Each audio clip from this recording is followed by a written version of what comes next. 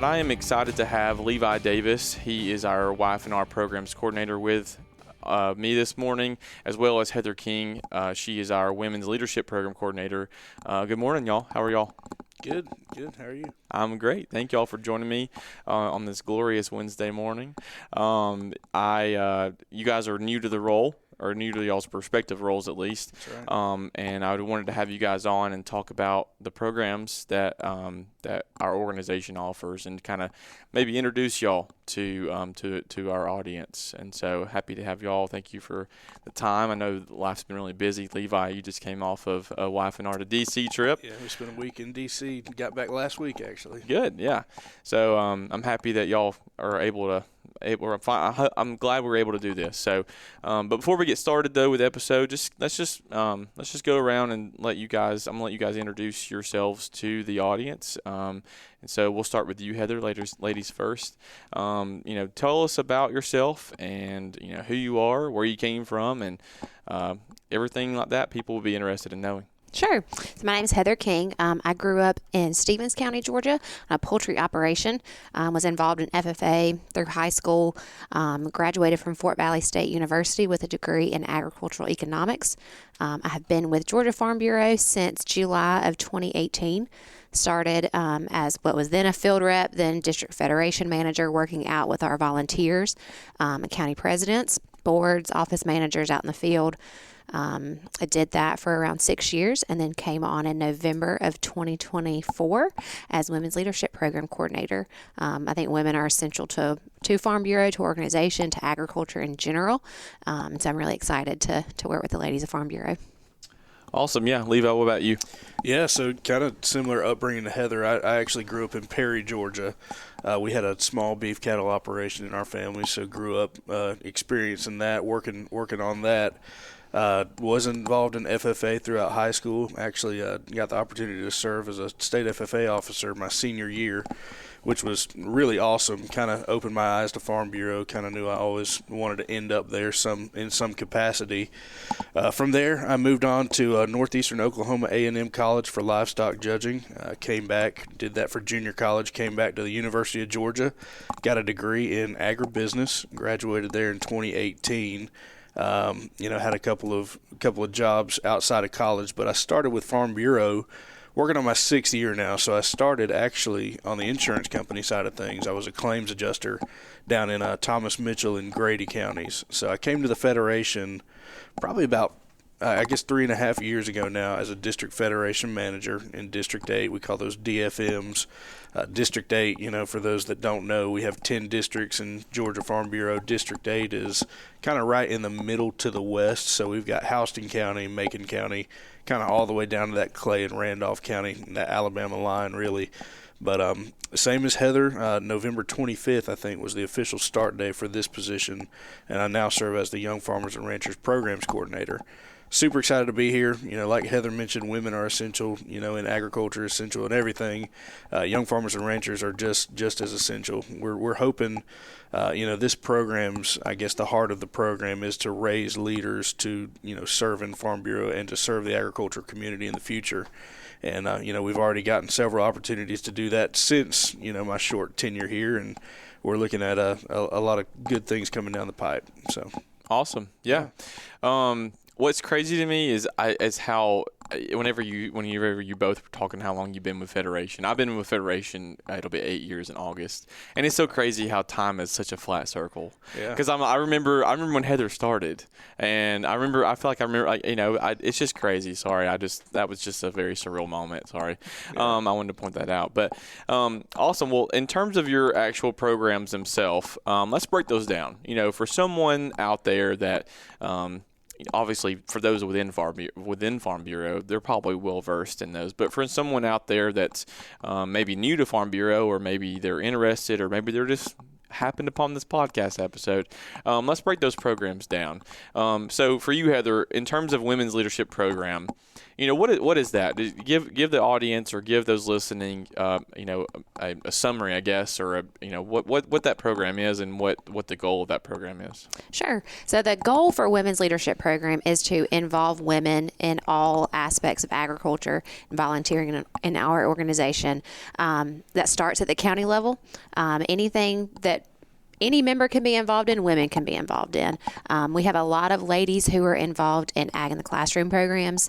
They visit local schools, local libraries, and educate the youth about farming, about agriculture, why their food is important, where that comes from. So that's one side that a lot of our women in the state are very involved with. Other side, advocacy, picking up the phone and calling a legislator. Women can do that just like any other Farm Bureau member can do. They can make a phone call. They can make a visit to the state capitol. There's that advocacy piece. There's leadership development on the county level. If we have ladies who want to volunteer to judge FFA competitions, 4-H competitions, volunteering at a local livestock show, county level, there's that. On a state and a district level, we have lots of opportunities for women to be engaged. We have leadership summits. We have district meetings. We have AFBF host a women's communications boot camp. So there are wide varieties. No matter what you're interested in, no matter what your passion is, there's a spot for you. Awesome. What about you, Levi? Yeah, so Young Farmers and Ranchers is kind of, as the name describes, it's for our members that are in the ag community or involved in the ag community in the ages of 18 to 35. So you have to be 18 to 35 to be involved in Young Farmers and Ranchers. I think the heart of all the programs is really to explain and educate the general public on agriculture and to be an advocate for agriculture on a state and, even a national level at times.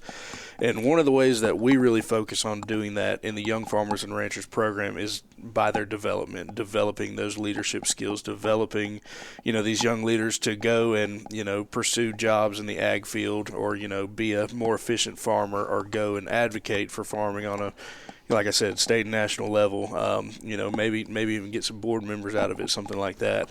We want to give them a solid foundation so that they can move forward and be an effective advocate for agriculture in whatever capacity. We do things like ag in the classroom activities as well. We don't really limit their programs as long as it's related to agriculture. Like Heather said, we're a grassroots organization, and we keep our programs grassroots as well. Every county in Georgia, except for one, has a Farm Bureau office, so every county has the ability to have a Young Farmers and Ranchers committee or to have active Young Farmers and Ranchers members.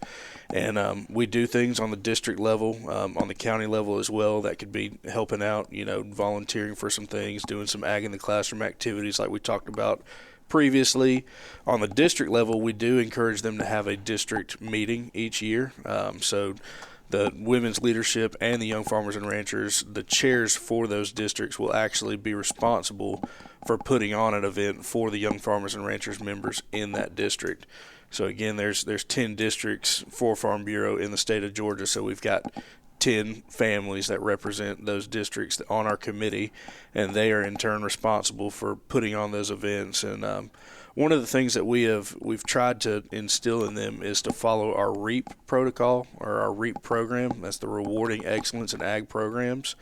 We've got 5 pillars there, advocacy, outreach, so on and so forth. But we've tried to establish the need to focus on one of those pillars for their meeting to give it an educational component and a leadership development component. So we're focused on leadership development, that REAP pillar for this year. So every event that they will have in the district should be focused or should have speakers, some kind of programming involved in it to where it brings it from just that social level. We're not just getting together for dinner, we're actually developing ourselves as leaders. So we have things like that on the district level. Got some other things on the district level as well that some districts do. We've got some districts talking about some fundraiser opportunities now, which we'd fundraise to boost that programming in those said districts or to send people to our summer leadership conference, which we'll talk about a little bit later. But on the state level, we've got several really cool opportunities. Like you mentioned earlier in the intro, we just got back from a Young Farmers and Ranchers to D.C. trip, which was awesome. We spent a week in D.C. advocating for agriculture on a national level. We had meetings set up last Wednesday with 10 legislators. We had 5 meetings set up in the morning, 5 in the afternoon. We met with both of our senators from Georgia, Raphael Warnock and John Ossoff. They all took questions from us. We actually met in person with them, which was really cool.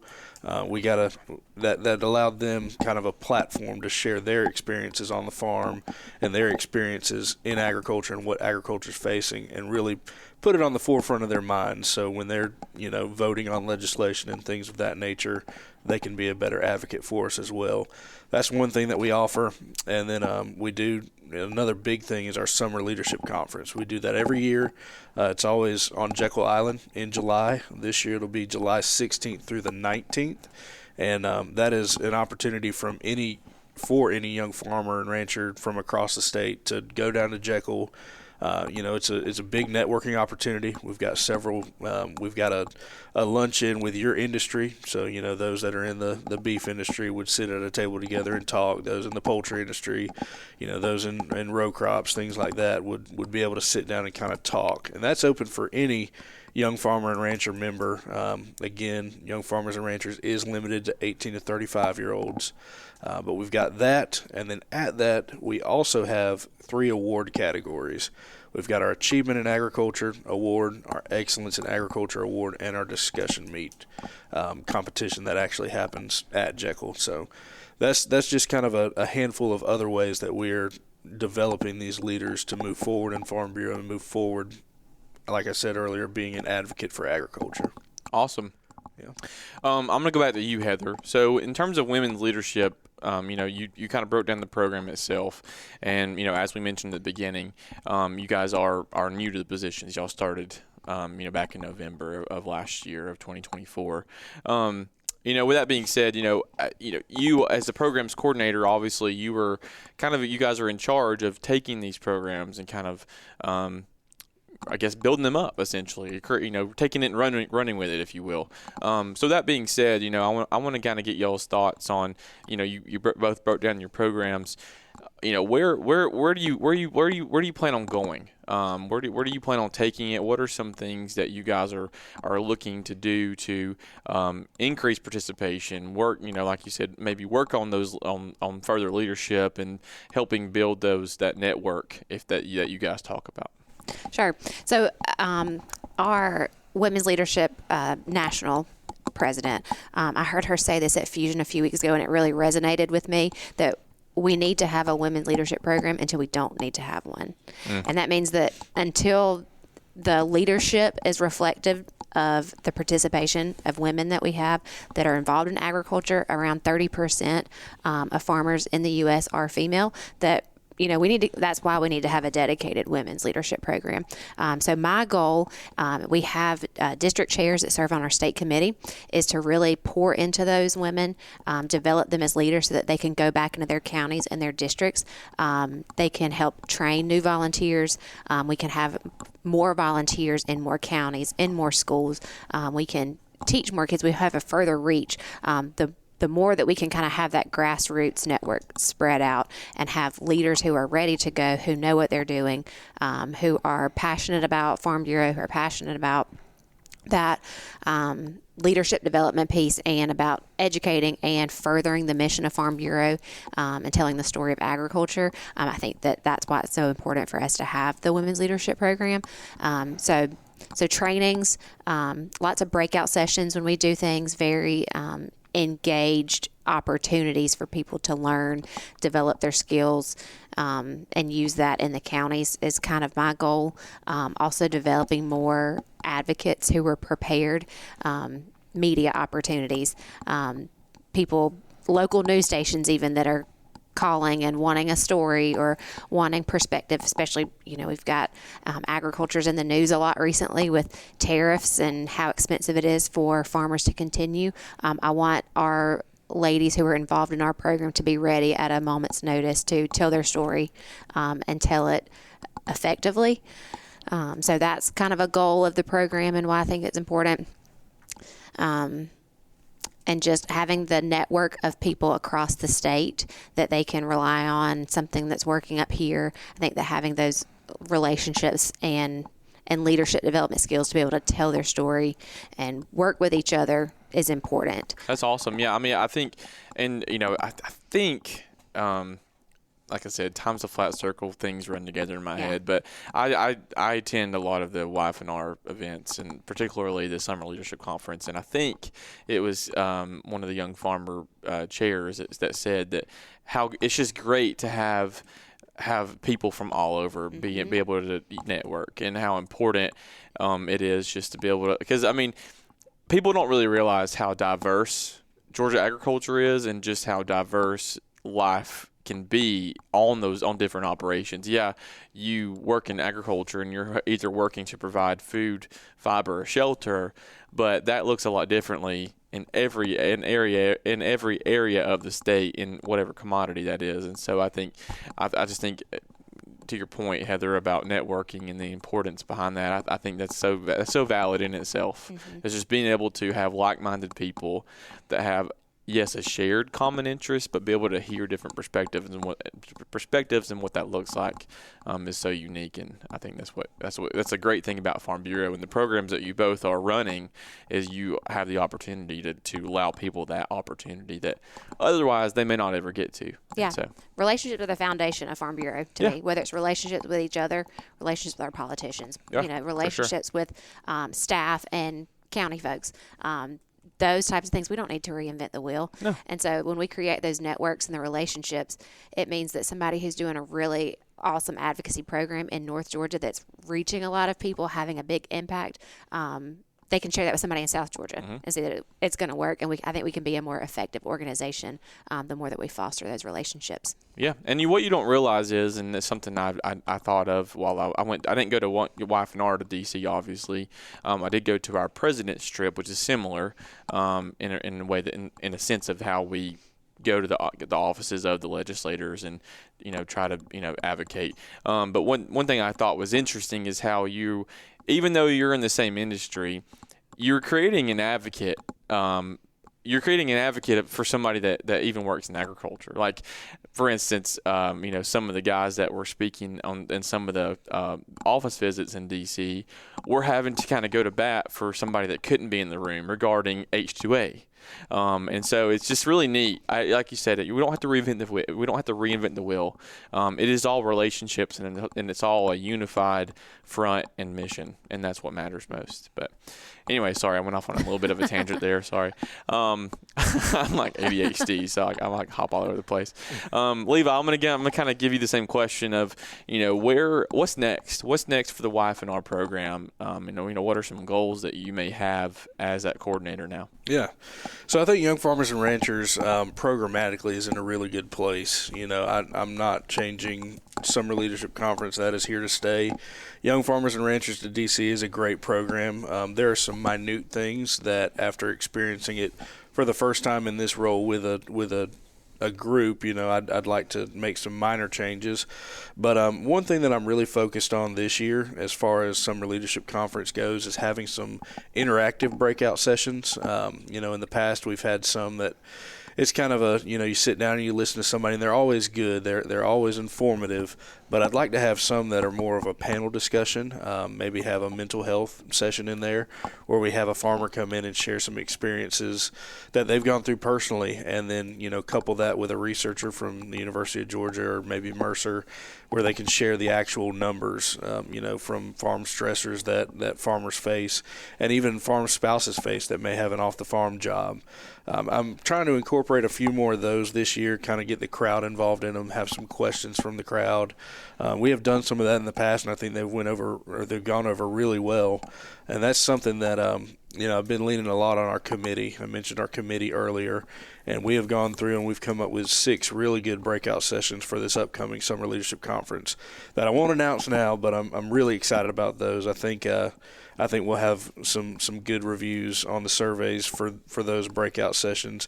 It'll kind of give them a little a little time to, maybe reflect and also be a part of a conversation instead of just go in there solely to get information. That's one of the things. Another thing, I guess, like tangibly that I've been looking at, we get reports all the time of, our membership, how many Young Farmers and Ranchers members we have, this, that, and so on. And, I kind of put it on a heat map, and I wish I had an illustration to show you, but in Georgia, as far as our farmer members go and our Young Farmers and Ranchers members go, you've kind of got some hot spots. You've got two main belts that we've got a lot of those memberships in. If you're looking at a heat map, they'd be, some really dark colors, and that's great to have some concentrated membership.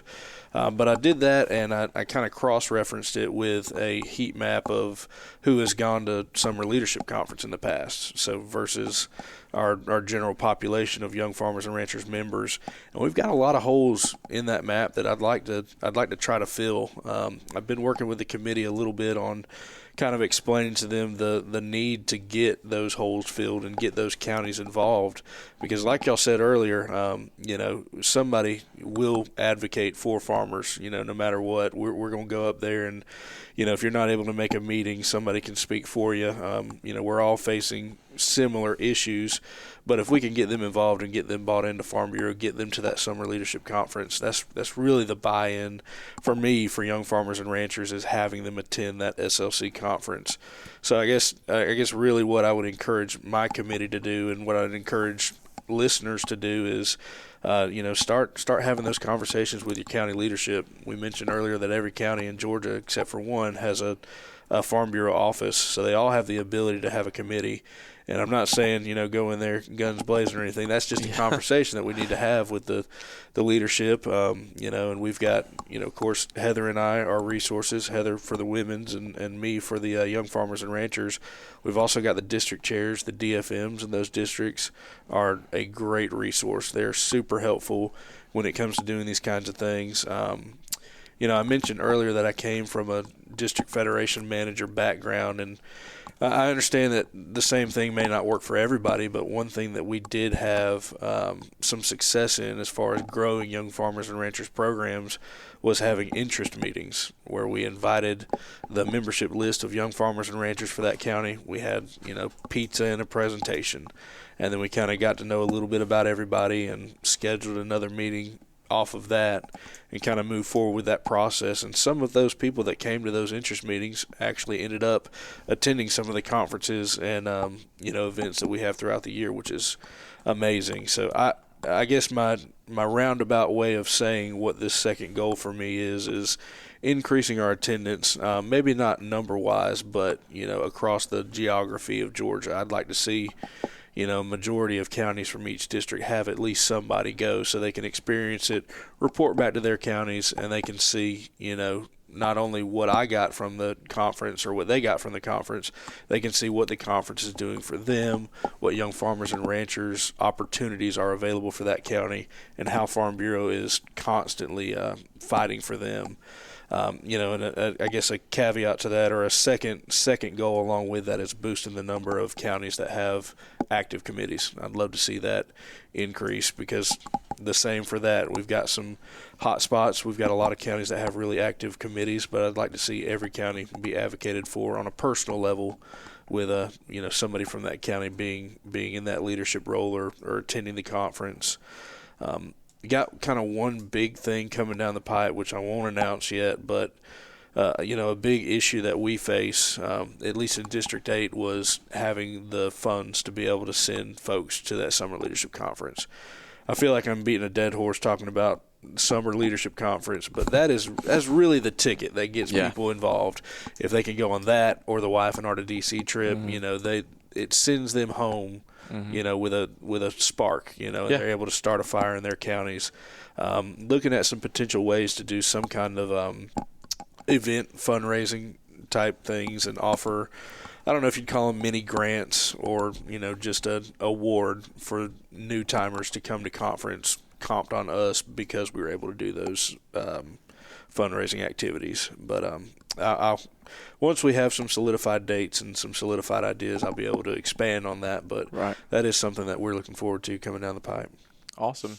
So this question is obviously for both of you again, and I'm going to open it up to whomever wants to speak first regarding it. But one thing that with obviously the important part of these programs is, like you said, attendance, involvement, engaging people, right?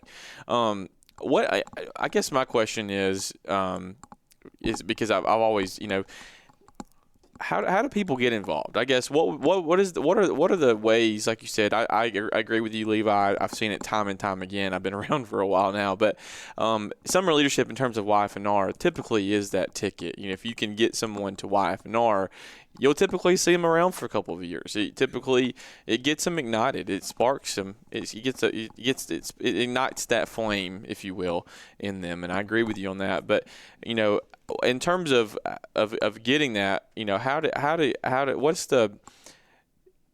I feel like with agriculture being so widespread, and it's all over the state. Like you said, we have those hot spots, and I'm sure you probably very similar with your program, Heather. What are the ways that that people do end up getting involved, or what are ways that people can find, if they're interested, maybe they're listening to this right now, how can they find out a way to get plugged in? Because it's just daunting. I mean, it's hard. I mean, as an adult, just getting yourself plugged in general, in any capacity throughout life can be difficult. So what are some ways that somebody can get involved if they want to? You want to take it first? Yeah. So the first thing you can do if they know about Farm Bureau is to call their county office. Okay. Talk to their office manager, find out ways to get involved. But I think before that, we need to do a better job and continue on the path that we are as to educating the general public who Farm Bureau is, separating ourselves out as federation and insurance. Okay. We are a membership organization made up of volunteers. And I think a lot of the ways that we are doing that is working. Social media platforms, Neighbors magazines, the Certified Farm Market Passport is a great way for us to kind of get our name out there. A lot of our ladies who are currently involved are either work in production agriculture themselves. They might work off the farm but are married to somebody who farms full time. We have a lot of that. The women's program used to be traditionally like the farmers' wives, kind of made up the women's leadership program in those counties. That still happens. We would love to have spouses of somebody who works in production, but we also have people who might be a retired educator who had a Farm Bureau volunteer who came and did ag in the classroom activities in their county. That's how they learned about Farm Bureau. They think it's a valuable program and they come back as a volunteer. We have retired librarians from the same situation. Farm Bureau came and did presentations in their library. We have folks who work in ag industry. They might have a professional 9-to-5. They're still very involved in agriculture industry, just not necessarily in production farming full time. Lots of those ladies who come over and are volunteers for us. 4-H agents, we have ag teachers. Those are kind of a lot of our more traditional folks who are already involved in the women's leadership program, but anybody who might have grown up on a farm. They might not live on a farm. They might not be involved in agriculture. They could be a car salesman, but they might have grown up on a farm. They might have grown up visiting their grandparents' farm somewhere else, and they realize the value and the importance of it. They can also be a volunteer. So once we get them to know who we are and what our mission is, and calling the county folks or calling somebody who you already know is a volunteer. Just reach out and say, hey, I'd love to come along with you one day. Awesome. Yes, I mean it's pretty much the same as far as getting people involved on both sides. It's the same process for both. Like Heather alluded to earlier, the first step. If somebody's listening to this podcast right now and they say, "I'm not involved. I want to be a part of a Young Farmers and Ranchers committee for my county," the first step would be going to talk to the office manager. And then the office manager would get you in touch with whoever that county's district federation manager is for the district. And like I said said earlier, those are your resources. Those are the ones you want to lean on. Kind of tell them your ideas, tell them your thoughts. Say, hey, I want to be involved. This is what I do. From there they can get you, plugged in with the county if that's an option there, or they can get you plugged in with maybe an award category if you meet the criteria for those awards, where you'd go to the conference and receive those awards, present for those awards, or compete in those awards there. As far as somebody that is involved now, how did they get involved? I'd say a vast majority of the folks, at least that come to Summer Leadership Conference or that are in the Young Farmers and Ranchers programs, were invited maybe by a committee member or by somebody that was already in the program to begin with. And that's something that I have acknowledged. A verbal invitation, a personal invitation to them is always going to do better than maybe a postcard or an email or something like that. They want to know that you're thinking about them. Yeah. And we are thinking about them. We're constantly trying to grow our advocacy base, constantly trying to grow our Young Farmers and Ranchers and our leadership base. And we have, tried to talk to the committee members and tell them, the importance of involving outsiders, not necessarily outsiders, people that aren't currently involved. We've explained, the necessity for that, kind of some ways to do that. And I think it just goes to show the fruit of their labors when you go to one of these conferences and you ask somebody why they're there and they say, oh, well, John Holcomb invited me, and he invited me 5 years ago and I've been coming ever since. Now we have a county committee, for Young Farmers and Ranchers in so-and-so county. That's probably the number one way for people to get involved, is just to talk to people that are involved. But to do it officially, you'd want to go to your county office and kind of start the conversations there. And from there you can just grow. Like Heather said earlier, there's a lot of variety within our programs as far as people goes. There's, we got full-time farmers. We've also got ag teachers. We've got 4-H agents. We've got people involved in the ag community professionally, maybe from some agriculture companies throughout Georgia. And, anybody in that 18 to 35-year-old age range that is in the ag community and not involved with Farm Bureau, I'd encourage them to be involved, and then further to be involved with the Young Farmers and Ranchers program. Awesome. Yeah, I'll make a note too. I think both of our information is online, and if anybody has any questions, I've got several calls since starting this role from people that don't know anything that want to learn more, and we're resources for them too. I'll at least speak for myself. Y'all can call, email anytime if you got any kind of questions. If you want to maybe go to a conference first to see if it's something that you're into, and then move forward after that. However you need to go about it to be involved, we're willing to work with you. We'd love to have you. Agriculture would love to have you. For sure. Yeah. So, Heather, one thing I want to circle back on, because I just wanted, whenever he said that just now, it made me think. So, young farmers and ranchers, is 18 to 35. Yes. Is there any age restrictions or any type of criteria that has to be met with women's leadership, or what's no age limit? Okay. Any woman who wants to be involved with Farm Bureau, we would love to have them come over. So one thing that we're having a lot of right now with Levi's program is when some of our ladies age out. They're still very involved. They're still very passionate. They want to be involved, and so we have a spot for them in the women's leadership program. So right now I would love to see a much more diverse age range. We have a Women in Ag Summit in Savannah that I mentioned. Some of our attendees, we've got college students, and then we've got 75 and 80-year-old ladies who have been members for years and have been volunteers for years, and so they've got a lot of wisdom that they share. So I think that's one of the benefits and the beauties of women's leadership program, is that you've got all age ranges, all different backgrounds, lots of different unique perspectives in the women's leadership program because of that. Awesome. So one thing that it did, what you just said made me think of something, and whenever you said when someone ages out, that obviously, that will eventually happen with young farmers, right? Yep. 35 years old. Sorry.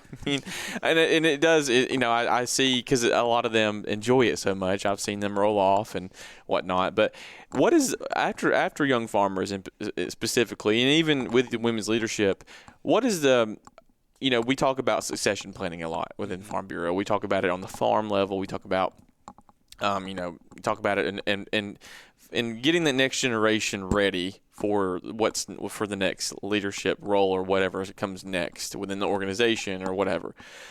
And so with that being said, what are some, in terms of retention, in terms of even, keeping them involved once they've rolled off. Obviously, Levi, your role is, unfortunately ends at 35. But what is that goal of, when somebody ages out, or whenever somebody is, how do we keep people involved? I guess that would be the only way I know how to ask that question is, whenever somebody does age out of your program, or whenever somebody wants more within women's leadership, what comes next for them?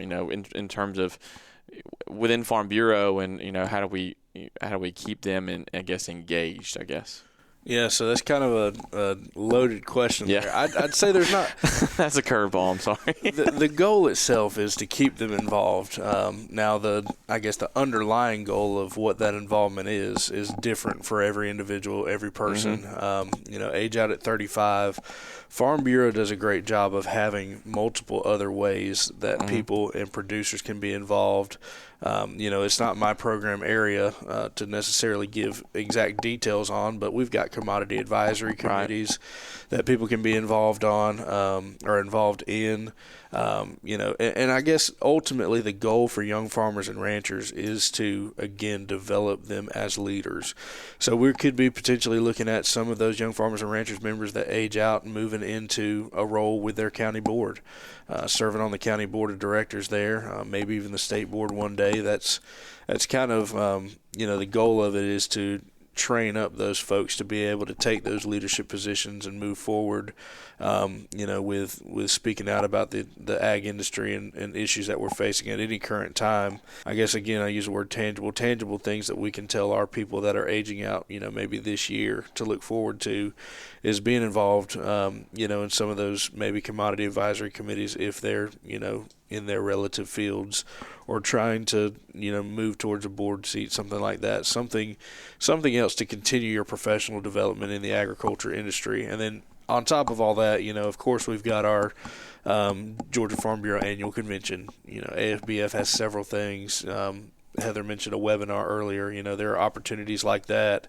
There are opportunities to go to the Capitol. We have a GFB day at the Capitol, always in February typically, and that's a good opportunity for anybody that's a Georgia Farm Bureau member to go and meet with their legislators, their lawmakers at the state level, advocate in that regard. There are several opportunities for them to continue their involvement, but as it stands now, there's not a catch-all program for it. Gotcha. Sorry, I didn't mean to throw that out of left field for you. I think it's an important aspect of the conversation itself that we're having, in my opinion. I think, like you said, the ultimate goal is to develop them as leaders. And, obviously we would love to have them involved, in any capacity they're willing to. Whether that be county level, county board, maybe one day state board, who knows? I know one of a well-known former young farmer is Gary Black, who became Commissioner of Agriculture for the state of Georgia. Yep. And that's ultimately that's an important aspect is, and at the end of the day, we want, at Farm Bureau, we are the voice of farmers and agriculture, and we want to be advocates for that. And what a great way to be an advocate than run for state office. And and I do think it's important too to note that just because even if you're not involved in young farmers and ranchers, even if you're not involved in women's leadership program, that does not mean you can't volunteer at a county office. That doesn't mean that you can't go read a book, do some ag in the classroom activities, something along that line, do an outreach activity, host some kind of fundraiser. You can be involved, and that advice, I guess, would best be given by, county office managers and, again, DFMs. But there's a place for everybody. It's just, it may not, at a certain time after you age out, it may not be on the Young Farmers and Ranchers Committee anymore, but your involvement doesn't have to stop there. Your volunteering doesn't have to stop there. Yeah. Awesome. Well, this was great. I very much enjoyed this conversation. Yeah. Hope you guys did as well. Absolutely. Like I said, except for the curveball I threw at y'all. Sorry. I don't know. Like I said, that's just an important aspect, and I wanted to mention it. So I'm glad you handled it really well. So thank you for that. But is there anything else that I'm missing that you guys want to mention before we kind of dip out? I guess I'll continue on the summer leadership train and continue to beat that horse with the club I've got. But I'll put a shameless plug out there. We're doing it again this year. We do it every year. It's going to be July 16th through the 19th on Jekyll Island. Early registration, or registration is open now. We offer early registration that's $100 per person. That ends April 30th. So by the time this podcast airs, there should still be some time to apply for that, get that little bit of a break on registration there. Regular registration will continue until June 1st. That'll be $150 a person. Okay. So June 1st is the deadline for that. June 1st is also the deadline to apply for the discussion meet competition. So that'll end on the same day that regular registration ends. The discussion meet will solely take place at Summer Leadership Conference. The winner of that will get to go and compete. The winner of all of our award categories will actually get to go and compete at AFBF in Anaheim, California next year. So a couple dates to keep in mind. You can apply or register online through gfb.ag/YFRSLC, or you can talk to your office manager or district federation manager if you know them, and get some information from them on that as well. Awesome. Thank you for that. Good deal. Awesome. Well, thank you. I'm sorry. Sorry. No, I'm so sorry. I looked over at you and I just totally missed that. I'm sorry. So we have district women's leadership meetings. We'll be starting the spring, summer, and go through the fall. You can keep an eye on the Friends of Georgia Farm Bureau Facebook page. Those are always announced on there with registration links, or let your office manager in your local county know that you'd like to know when registration opens. We will have a Women in Ag Summit in Savannah later this membership year. And something on the radar, I know it's only April, but by next year, 2026 is officially, the UN has declared it the year of the International Farm Woman. Wow. So 2026 is going to be huge for women in agriculture from Georgia Farm Bureau and from AFBF. So that is really exciting for them to be recognized and to get a whole year dedicated to that. So look for some exciting things in 2026. Awesome. It was a good deal. I'll throw you a curveball, John. Okay. I'm here for it. I think the podcast is great. What are your plans for it? What would you like to see? Oh, goodness.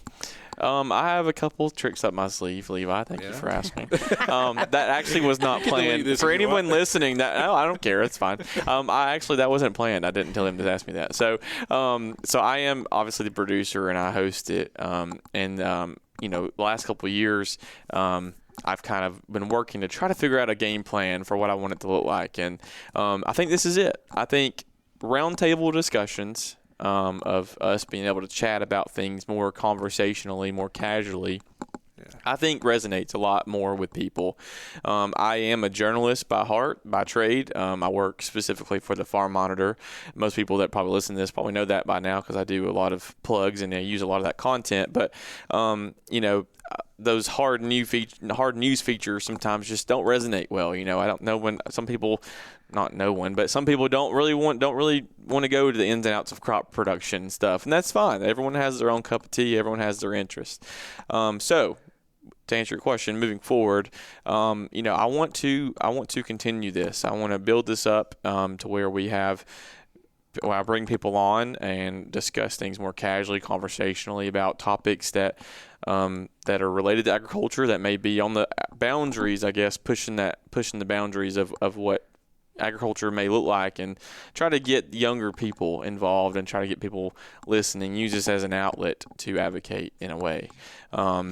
I would love to not monetize it. I would love to monetize it, but I would love to take it to the next level as well and include video. I would love to include like a live audience at some point, maybe like have, I don't know what that looks like, to be honest. That's just kind of the avenue in which I'm going with it. So hopefully by the end of the year, video will be included. That's my game plan. And thank you for that question. I appreciate it. Sorry to throw you a curveball, but no, it's okay. It's okay. I appreciate it. I'm here for it. So the John Holcomb experience brought to you by Georgia Farm Bureau. There you go. Yeah, I mean, like I said, I work specifically. My main role with Farm Bureau is the Farm Monitor, and so I do a lot. Like I said, I have a journalism degree and a journalism, center focus, and so this has been different, and I love it. It's enjoyable, and I want to build it up, and so this was my goal this year, and so I'd like to think I'm doing a great job, but nobody has to tell me that. I'm not asking for. You're doing a great I'm not asking to pat me on the back, Levi. But I do. I want it to be. I want it to be something that it pulls people in. No matter where you are in life, whether you're in agriculture or not, I want it to be something that people might be able to resonate with. And I would love to reach younger people for sure. That is something that I feel like is so necessary. There's so much media out there, so many things you can listen to, so many things you can watch. And I'm wanting to get that next generation, because it is, we say it, I feel like we've said it all along, it's so vital to catch that younger generation, and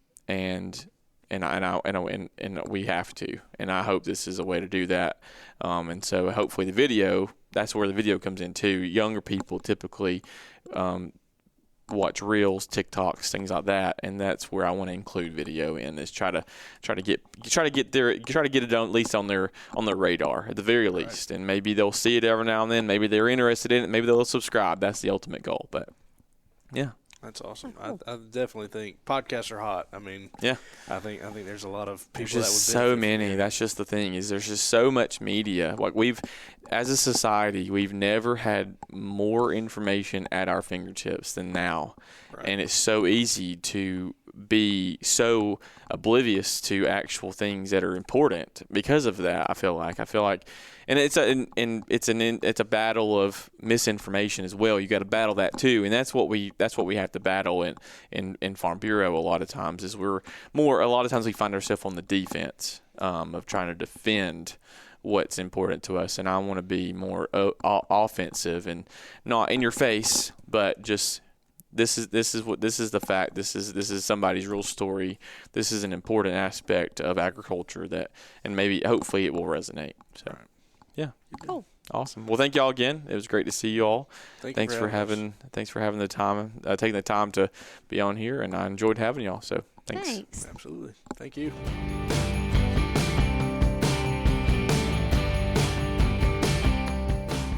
All right, that's going to do it for this episode. Thank you so much for listening to the Growing On podcast. If you haven't done so already, please rate, review, and subscribe to the podcast. That would be greatly appreciated. And as always, be on the lookout in the coming weeks for our next episode. Take care, everybody.